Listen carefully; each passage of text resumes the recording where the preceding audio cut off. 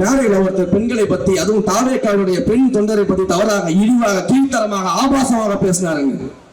அந்த ஆளு பேரை சொல்றதுக்கே எனக்கு வெக்கமா இருக்குதுக்கா. அந்த ஆளோட பேரை சொல்றது நமக்கு அசிங்கம்.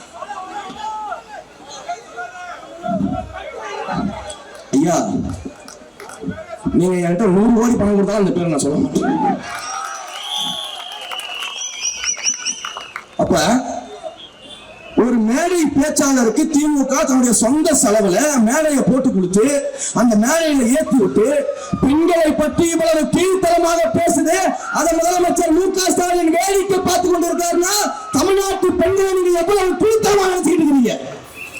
தமிழ்நாட்டு பெண்கள் சும்மா நினைச்சீங்களா? சாதாரணமா இடம் போட்டீங்களா? அவங்கள 1977 புரட்சித் தலைவர் எம்ஜிஆர் யார் மேல நம்பிக்கை வச்சு அரசியலுக்கு வந்தாரு? இந்த தாய்மார்கள் மேல நம்பிக்கை வச்சு அரசியலுக்கு வந்தாரு. 2026 தேர்தலில் எங்க அண்ணன் தலைவர் யார் நம்பி இருக்காரு? இந்த தாய்மார்களை நம்பி இருக்காரு. இந்த தாய்மார்களை இழிவா பேசிய உங்கள் கட்சியினுடைய அந்த பேச்சாளருக்காக திரு மு.க. ஸ்டாலின் அவர்கள் மன்னிப்பு கேட்க ஆகணும்.